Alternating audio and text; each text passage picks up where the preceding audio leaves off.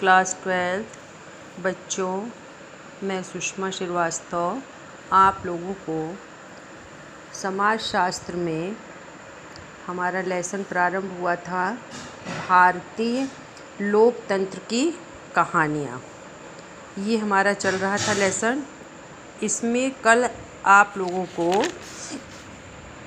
राजनीतिक दलों के कार्य एवं महत्व के बारे में हमने बताया था कि राजनीतिक दल के क्या कार्य हैं और उनका क्या महत्व है। तो उसमें हमने आपको कल बताया था, उसके कार्य और महत्व में कुछ पॉइंट बताए थे, जैसे समस्याओं की व्याख्या, दूसरा था जनमत का निर्माण, तीसरा था निर्वाचन संबंधी शिक्षा, चौथा था सरकार का गठन, पांचवा था शासन के विभिन्न अंगों में समन्वय और छठवां था जनता और प्रतिनिधियों के मध्य सीधे संपर्क की व्यवस्था, सातवां था प्रतिनिधियों की कर्तव्यपरायणता, आठवां था स्थानीय संस्थाओं को प्रोत्साहन, नौवां था राष्ट्रीय नीति का निर्माण, 10वां संविधान में परिवर्तन, 11वां राजनीतिक शिक्षा का प्रचार एवं प्रसार, 12वां सामाजिक और सांस्कृतिक कार्य और लास्ट पॉइंट था 13वां संसदात्मक प्रणाली के लिए राजनीतिक दलों की अनिवार्यता। तो ये उसके महत्व और के बारे में बताया था। और अब आज का हमारा टॉपिक है राजनीतिक दलों के गुण, और आज हम लोग इस टॉपिक को पढ़ेंगे, राजनीतिक दलों के गुण। तो आइए राजनीतिक दलों के गुण जो हैं उनको कुछ बिंदुओं के द्वारा जो है हम लोग स्पष्ट करेंगे। तो पहला हमारा पॉइंट रहेगा प्रशासकीय कुशलता। प्रशासकीय कुशलता जो है यह राजनीतिक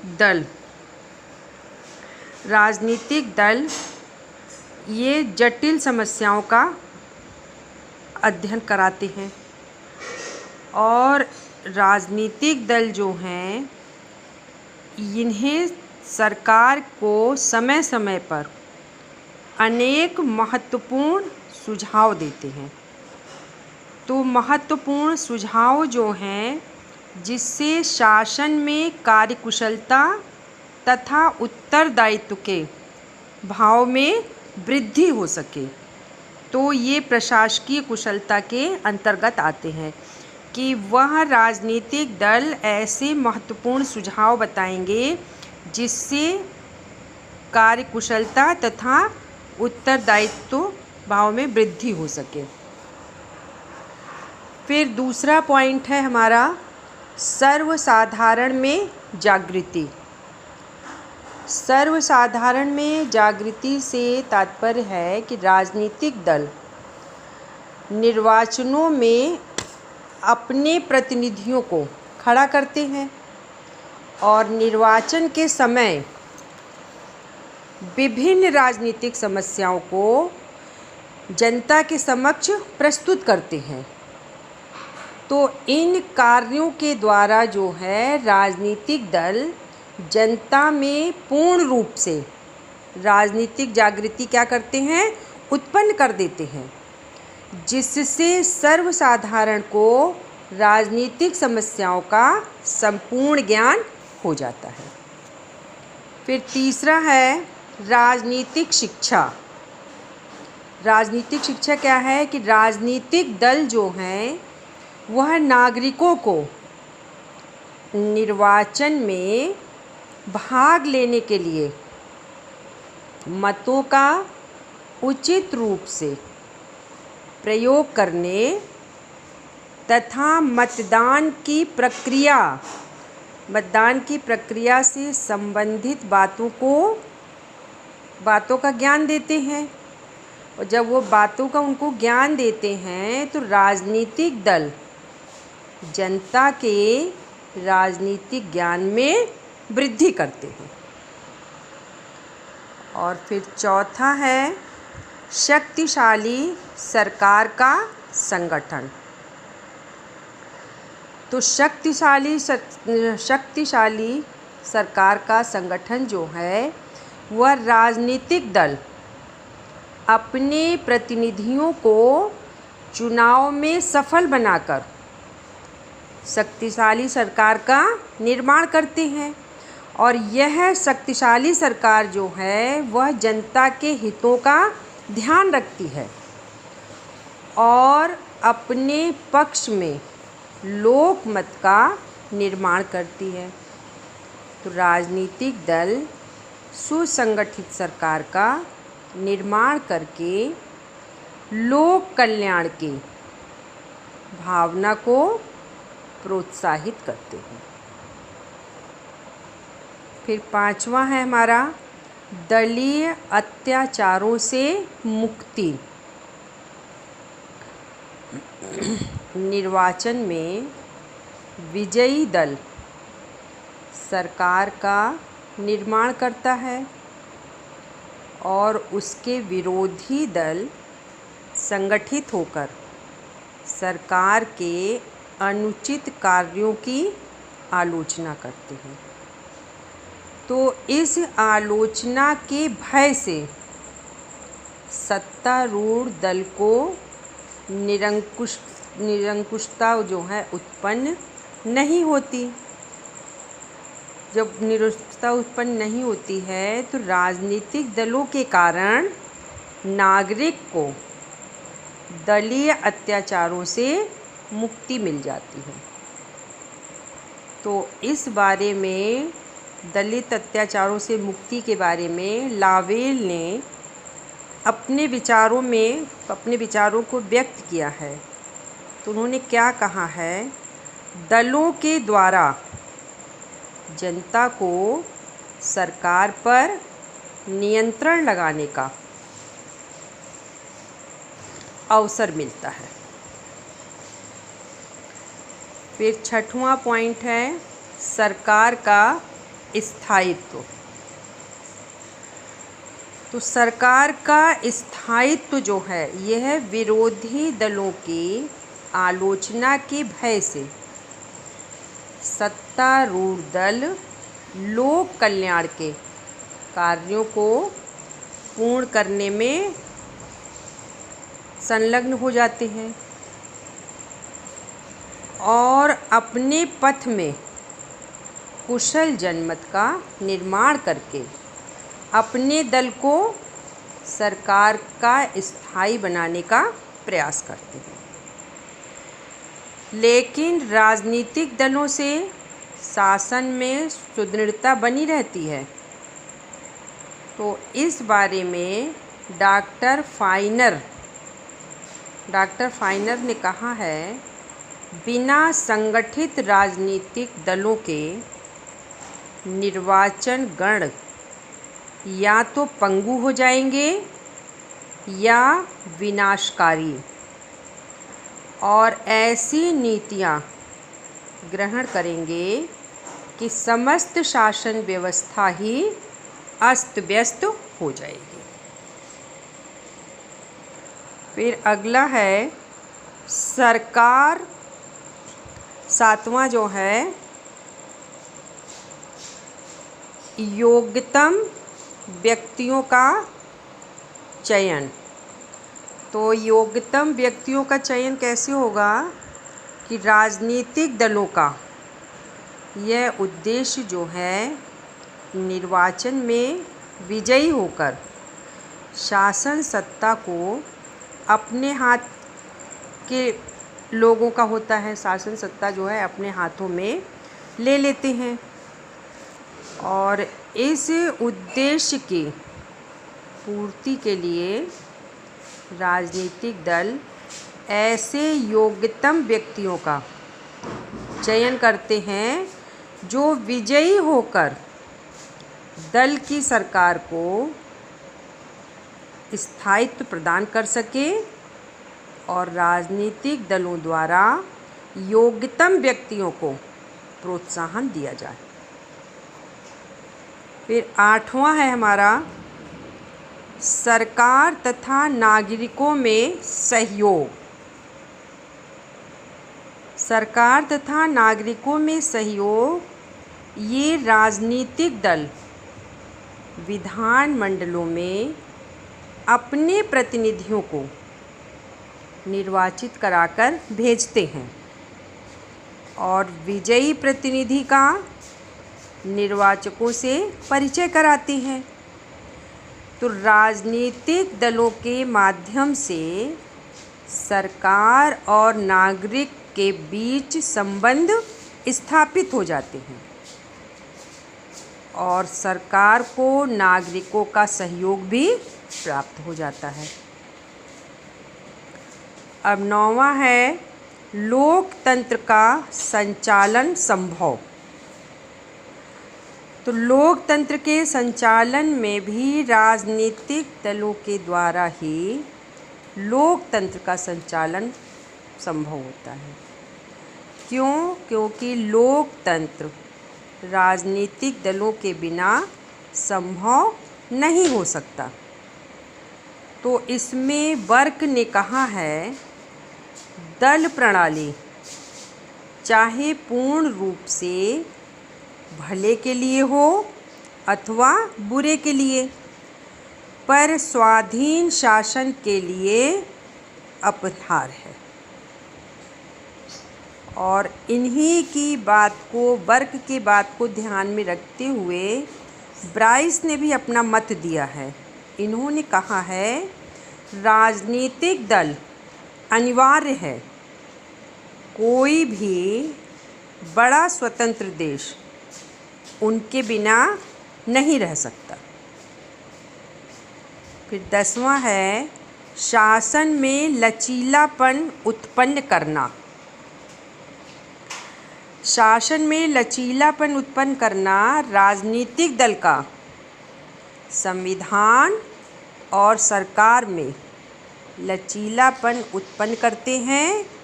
तो राजनीतिक दल शासन के विभिन्न अंगों के समन्वय और सामंजस्य उत्पन्न करते हैं। फिर 11वां पॉइंट है राष्ट्रीय एकता का साधन। राष्ट्रीय एकता का साधन जो है ये राजनीतिक दल समाज में उस व्यापक दृष्टिकोण के निर्माण करने में सहायक होते हैं जिससे राष्ट्रीय एकता के बंधन सुदृढ़ होते हैं। तो राष्ट्रीय एकता के साधन के बारे में पैटरसन ने कहा है कि राजनीतिक दल राष्ट्रीय एकता का विकास करने और उसे बनाए रखने में सिद्ध होते हैं। तो ये हमने पढ़ा था राजनीतिक दलों के गुण। तो राजनीतिक दलों के गुण में 11 पॉइंट थे। पहला था प्रशासकीय कुशलता, दूसरा था सर्वसाधारण में जागृति, तीसरा था राजनीतिक शिक्षा, चौथा शक्तिशाली सरकार का संगठन, पांचवा दलीय अत्याचारों से मुक्ति, छठा सरकार का स्थायित्व, सातवां योग्यतम व्यक्तियों का चयन, आठवां सरकार तथा नागरिकों में सहयोग, नौवां लोकतंत्र का संचालन संभव, 10वां शासन में लचीलापन उत्पन्न करना और 11वां राष्ट्रीय एकता का साधन। तो ये तो इसके गुण हो गए। और अब इसमें जहाँ पे गुण होते हैं वहाँ पे कुछ न कुछ दोष भी अवश्य पाए जाते हैं। तो राजनीतिक दल में अभी तो हमने इनके गुणों के बारे में जानकारी प्राप्त की। अब हम इसके जो दोष हैं उसके बारे में भी पढ़ेंगे कि राजनीतिक दलों में क्या दोष हैं। तो उन दोष के बारे में, राजनीतिक दलों में जहाँ गुण अधिक हैं तो वहीं दूसरी ओर उनमें अनेक प्रकार के अवगुण भी हैं। जैसे अमेरिका के संविधान निर्माताओं ने दलीय व्यवस्था के दोषों को दृष्टिगत रखते हुए संविधान में दलीय व्यवस्था को कोई स्थान प्रदान नहीं किया था। तो राजनीतिक दलों के जो दोष हैं अब हम उनके बारे में अध्ययन करेंगे। तो इसका राजनीतिक दलों का पहला दोष क्या है? जनता का विभाजन। राजनीतिक दल अपने अपने पक्ष में जनमत निर्माण का प्रयास करते हैं। तो इन दलों के द्वारा जनमत क्या होता है? विभाजित हो जाता है। फिर दूसरा है व्यक्तिगत स्वतंत्रता का अतिक्रमण। तो व्यक्तिगत स्वतंत्रता के अतिक्रमण में अनुशासनबद्धता के कारण राजनीतिक दलों में व्यक्ति अपनी व्यक्तिगत स्वतंत्रता का परित्याग करके राजनीतिक दलों के आदेशों तथा निर्देशों के अनुसार आचरण करता है। तो जब उस तरह से आचरण करता है तो राजनीतिक दलों के कारण व्यक्तिगत स्वतंत्रता का क्या होता है? बलिदान हो जाता है। व्यक्तिगत स्वतंत्रता व्यक्ति की नहीं रह जाती है, वह राजनीतिक दलों के आदेशों का, निर्देशों का पालन करता है। फिर इसमें तीसरा पॉइंट है हमारा राष्ट्रीय हितों की क्षति। तो राष्ट्रीय हितों की क्षति में जो राजनीतिक दलों के कारण जनता विभिन्न गुटों में विभाजित हो जाती है, जिसके कारण राष्ट्रीय हितों पर विपरीत प्रभाव पड़ता है। तो राजनीतिक दल वोट बैंक की राजनीति के कारण संकीर्ण मनोवृत्तियाँ, अब संकीर्ण मनोवृत्तियाँ क्या हैं? जैसे जातिवाद, संप्रदायवाद, क्षेत्रवाद तथा भाषावादी, इनको क्या होता है? प्रोत्साहित करने का प्रयास करती हैं। फिर चौथा है विवादों की उत्पत्ति। अब विवादों की जो उत्पत्ति है राजनीतिक दल के कारण देश में अनेक प्रकार के विवाद एवं संघर्ष जो हैं वह उत्पन्न हो जाते हैं।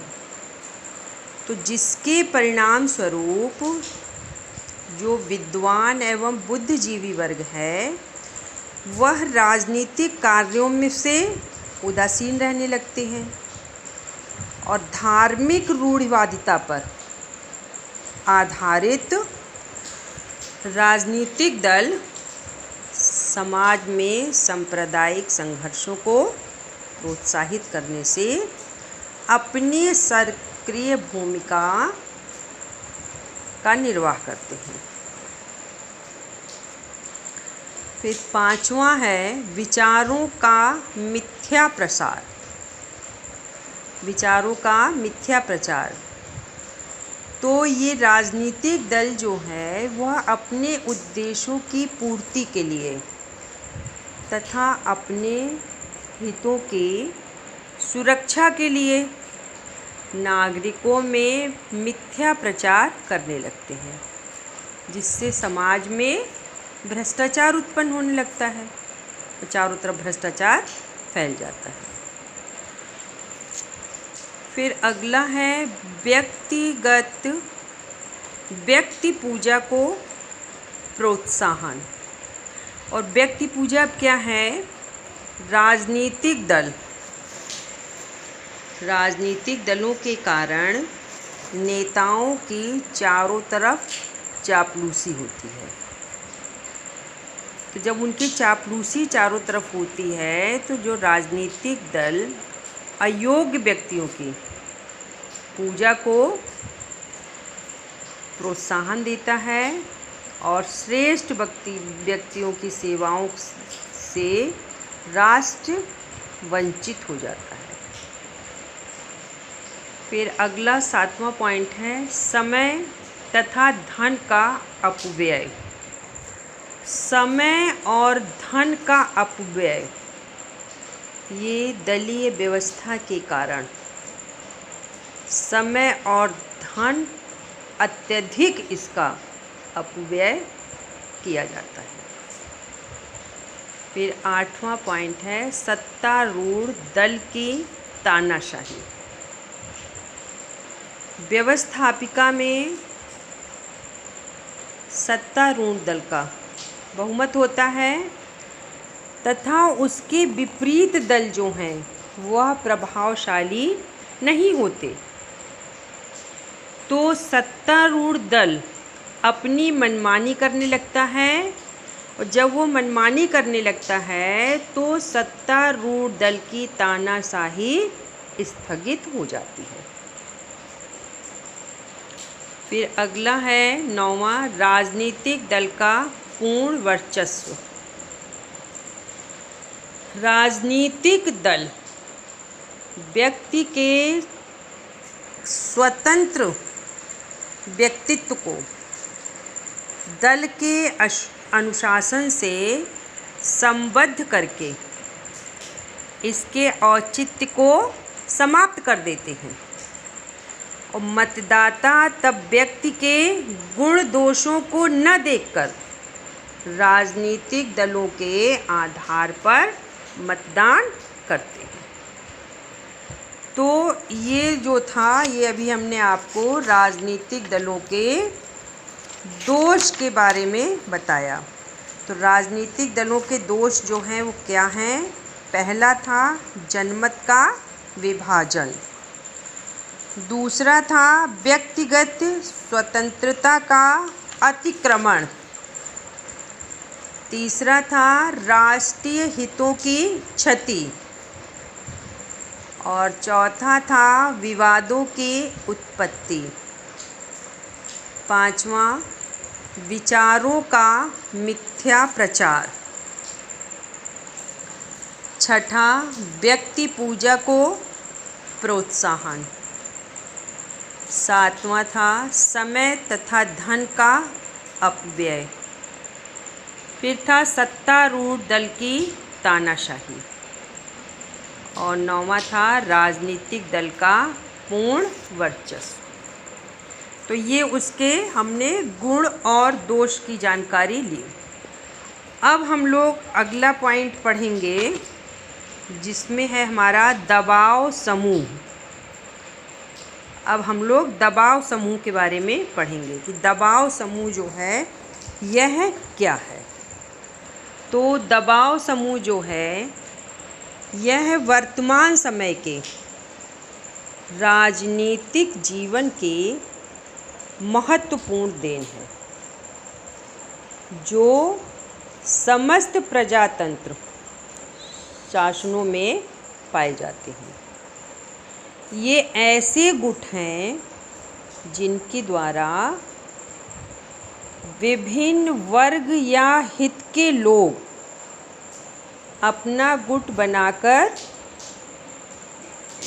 सार्वजनिक नीतियों के निर्माण पर प्रभाव डालने का प्रयत्न करते हैं और इन गुटों में व्यापारिक वर्ग, अल्पसंख्यक, व्यवसायिक और भी कई अन्य वर्ग जो हैं वह सम्मिलित होते हैं। तो इसमें पहला हम देखते हैं इसमें कैल्स क्या होता है? कैल्स जो है यह दबाव समूह, ये दबाव समूह का ऐसा संगठन है जो शासकीय क्रियाकलापों द्वारा अथवा उनके बिना ही राजनीतिक परिवर्तन लाने का प्रयास करते हैं और जो स्वयं किसी विधानमंडल में उस समय विशेष प्रतिनिधित्व प्राप्त कर राजनीतिक दल के रूप में न। दूसरा है वीनर। वीनर ने क्या कहा है, ये इनकी परिभाषा है दबाव समूह की। तो ये पहला जो था परिभाषा हमारा था कैल्स का था, दूसरा है वीनस का। वीनस ने कहा है कि दबाव समूह से हमारा तात्पर्य शासन के ढांचे के बाहर स्वैच्छिक रूप से संगठित ऐसे गुटों से होता है जो प्रशासनिक अधिकारियों के नामजदगी के और नियुक्ति विधि निर्माण और सार्वजनिक नीति के क्रियान्वयन को प्रभावित करने में प्रयत्नशील होते हैं। अब तीसरी है परिभाषा हमारी ओडी गार्ड। ओडी गार्ड ने कहा है दबाव समूह ऐसे व्यक्तियों का औपचारिक संगठन है जिनके एक अथवा अधिक सामान्य उद्देश्य अथवा कार्य स्वार्थ होते हैं और जो घटनाओं के क्रम को विशेष रूप से सार्वजनिक नीति के निर्माण और शासन को इसलिए प्रभावित करने का प्रयास करते हैं कि ये अपने हितों की सुरक्षा और वृद्धि कर सके। और चौथी परिभाषा है हमारी एहरमैन।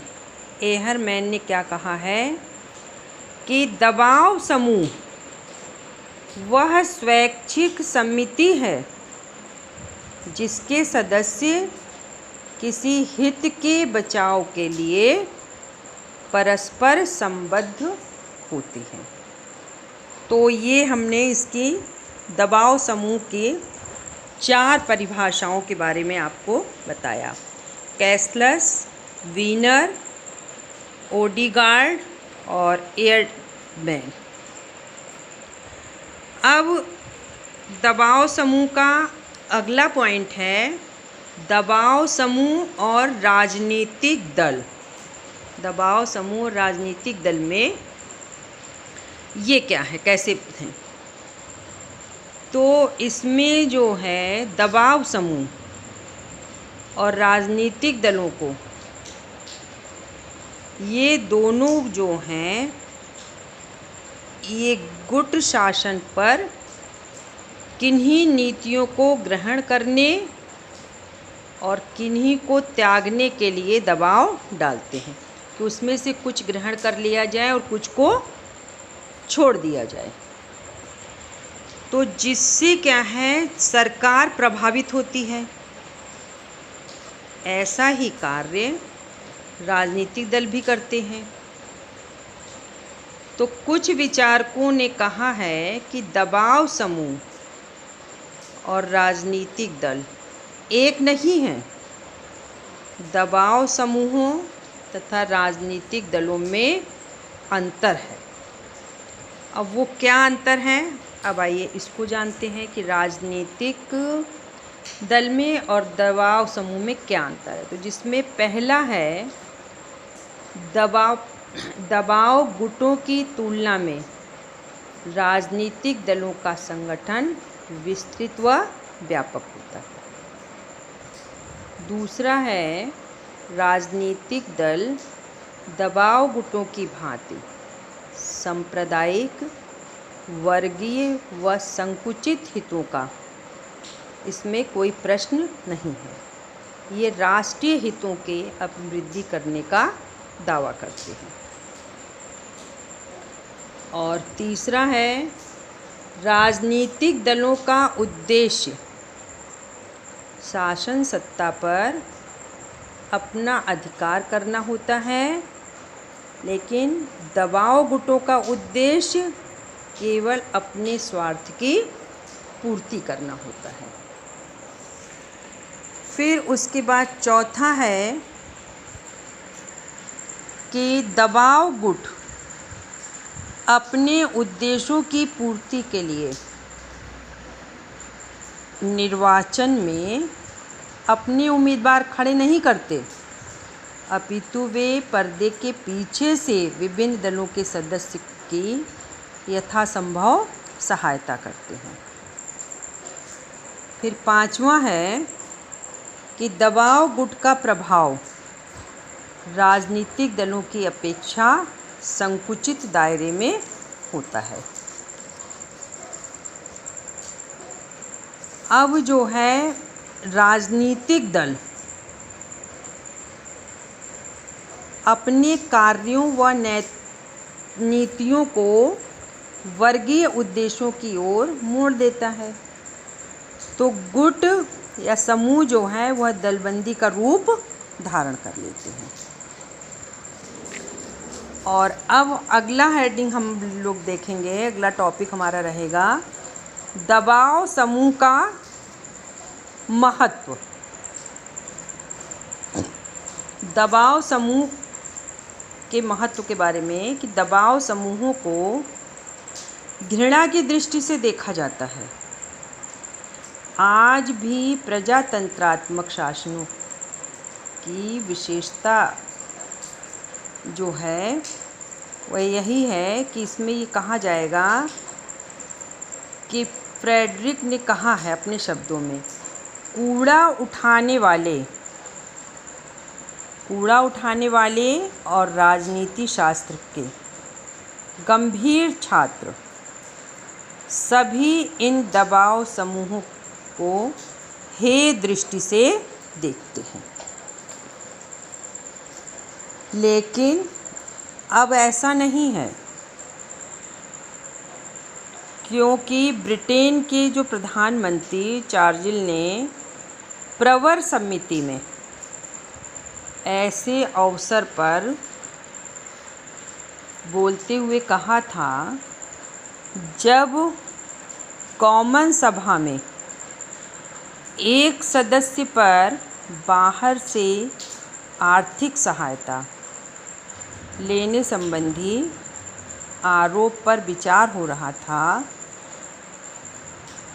तो हमें से यह आशा नहीं की जाती कि हम सब एक शालीन सभा के सदस्य हैं जिनका अपना कोई विशिष्ट हित नहीं है। तो ये हास्यप्रद है, ऐसा केवल स्वर्ग में ही संभव हो सकता है, यहाँ पर नहीं। तो विधानमंडलों पर जितना अधिक प्रभाव इन समूहों का पड़ता है, उतना किसी अन्य तत्व का नहीं। तो ये कहा जाएगा कि इन गुटों को विधानमंडल के पीछे एक विधानमंडल ही है। तो फाइनर ने इन गुटों को एक अज्ञात साम्राज्य कहा है। इनकी महत्ता के कारणों में ये कहा है कि आज ज्यों-ज्यों दलीय अनुशासन दृढ़ होता जा रहा है, त्यों-त्यों व्यक्तिगत विधानसभा का महत्व घटता जा रहा है। दलीय शासन के कारण दल के सदस्य एक मत होकर विधानमंडल में दल की नीति का समर्थन करते हैं, जो बहुत सीमा तक विभिन्न आर्थिक संगठनों व स्वार्थ समूहों द्वारा प्रभावित होते हैं। तो फाइनर ने इनकी महत्व के संबंध में कहा, जहाँ सिद्धांत और संगठन में राजनीतिक दल कमज़ोर होंगे वहाँ दबाव गुट पनपेंगे। जहाँ दबाव गुट शक्तिशाली होंगे वहाँ राजनीतिक दल कमज़ोर होंगे, और जहाँ राजनीतिक दल शक्तिशाली होंगे वहाँ दबाव गुट दबा दिए जाएंगे। लेकिन फाइनर के कथन का अंतिम वाक्य नहीं सही था। ब्रिटेन में यद्यपि दलों का संगठन सुदृढ़ है, फिर भी वहाँ दबाव गुटों का प्रभाव कम नहीं।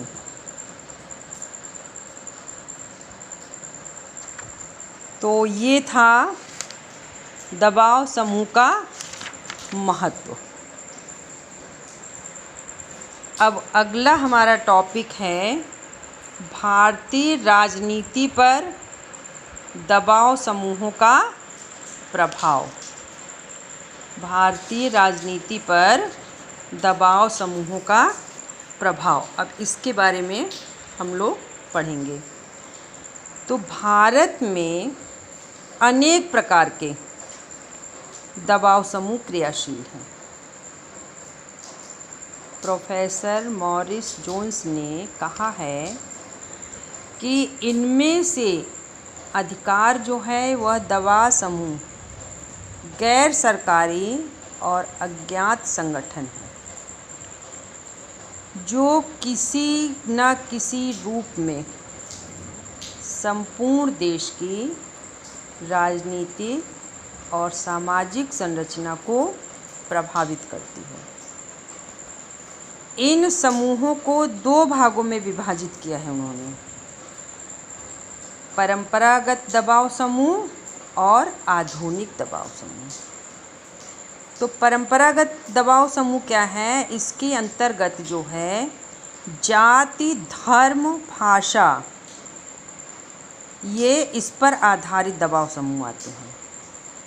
जैसे देख लेंगे कि आर्य प्रतिनिधि सभा, सनातन धर्म सभा, हरिजन सेवक संघ, ये सब जो हैं परंपरागत दबाव समूह के ही उदाहरण हैं। इनमें क्षेत्रीय दबाव समूह भी सम्मिलित होते हैं, लेकिन राजनीति में इनकी भूमिका कौन होती है? तो ये थे परंपरागत दबाव समूह, और अब है दूसरा था इनका आधुनिक दबाव समूह। तो आधुनिक दबाव समूह के अंतर्गत व्यापारिक, औद्योगिक, मजदूर संघ, किसान संगठन, इनको सम्मिलित किया जाता है। तो इन सभी आधुनिक दबाव समूहों की प्रमुखता जो है ये 4 भागों में विभाजित हुई है। तो वो 4 भाग कौन से हैं? अब आइए उनके बारे में पढ़ेंगे, जानकारी लें। तो आधुनिक दबाव समूह के जो 4 भाग हैं उसमें पहला है संस्थागत दबाव समूह। संस्थागत दबाव समूह जो है यह आधुनिक समूह जो है व्यापारिक एवं औद्योगिक गुट, इसमें भारतीय राजनीति में इन व्यापारिक एवं औद्योगिक समूहों का बहुत अधिक महत्व है।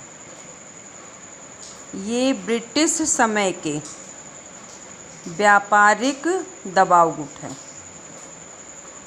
और राष्ट्रीय आंदोलन में इनकी भूमिका महत्वपूर्ण रही है। इनका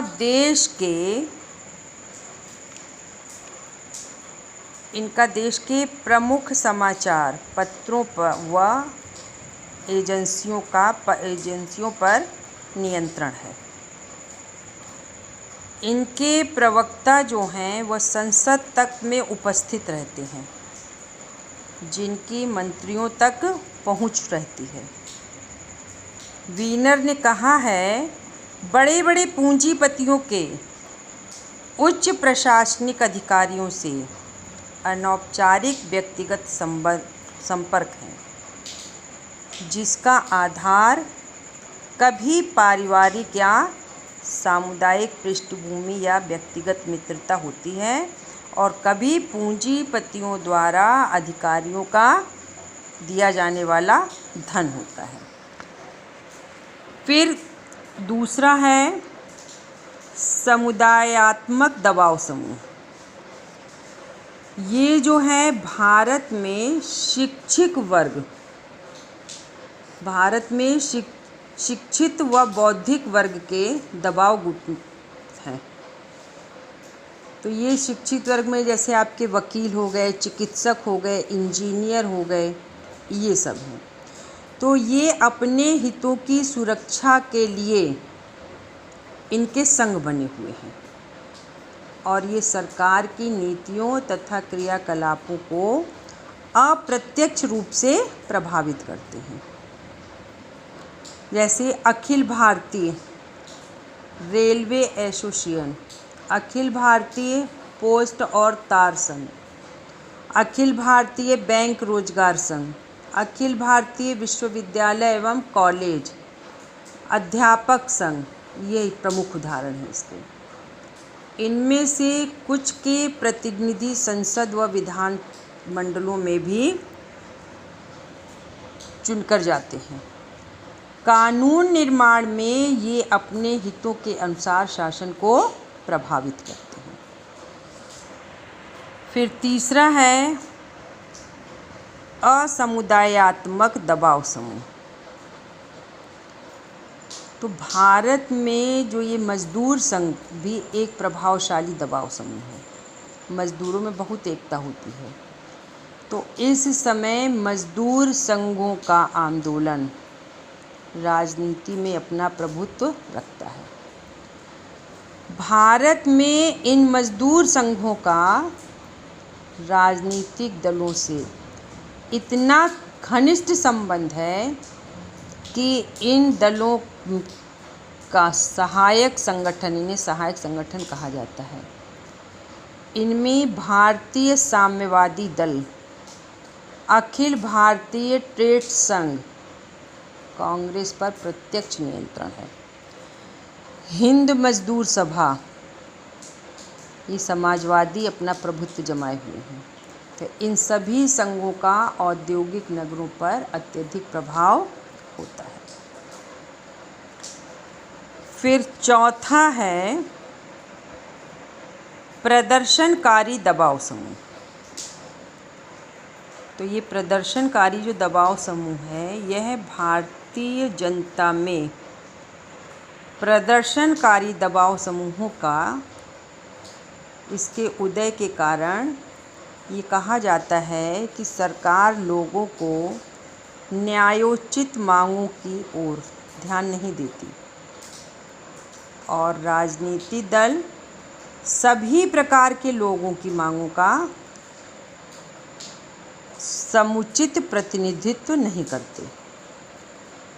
जब शांतिपूर्ण मांगे की तरफ ध्यान नहीं दिया जाता तो दबाव गुट जो है वो वैधानिक ढांचे से हटकर कार्य करना प्रारंभ कर देते हैं।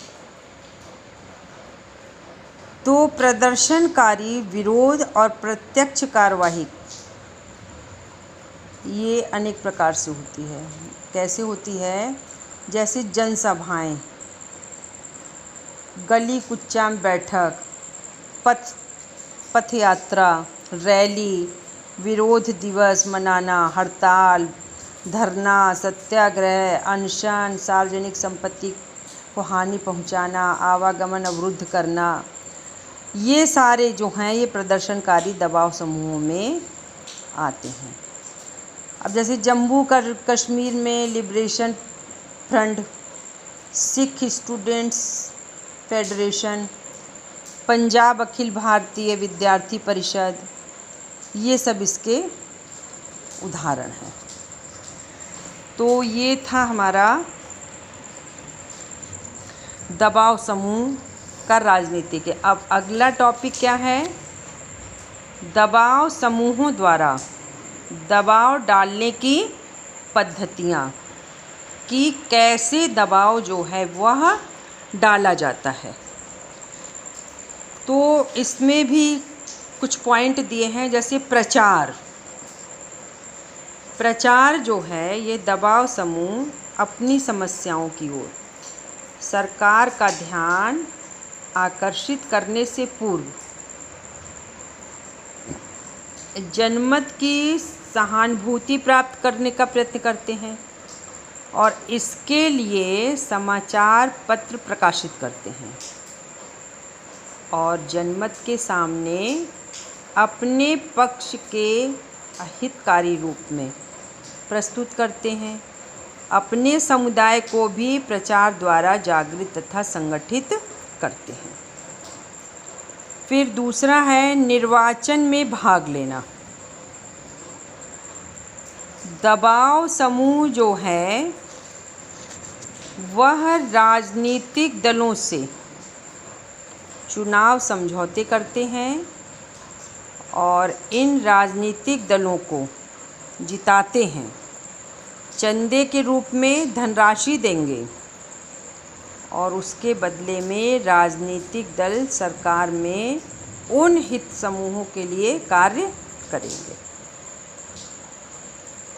फिर तीसरा है लॉबिइंग। ये लॉबिइंग जो है ये अमेरिका में दबाव समूह द्वारा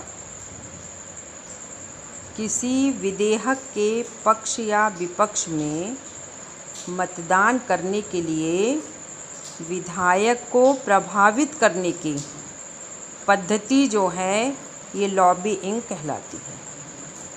तो इसमें जो है ये समूह विधायकों को दबाव, लालच, रिश्वत, ब्लैकमेल किसी भी तरीक़ों से प्रभावित करने का प्रयत्न करते हैं और विधायकों को प्रभावित करने वाले हित समूहों के एजेंट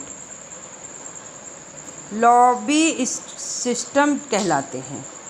तो ये अमेरिका में इस समय एक नई पद्धति ग्रास रूट्स लॉबिइंग शुरू हुई है, जिसका मतलब है कि किसी सीनेटर व या कांग्रेस सदस्य के निर्वाचन क्षेत्र के मतदाताओं को तार एवं टेलीफोन द्वारा बातचीत से प्रभावित करना।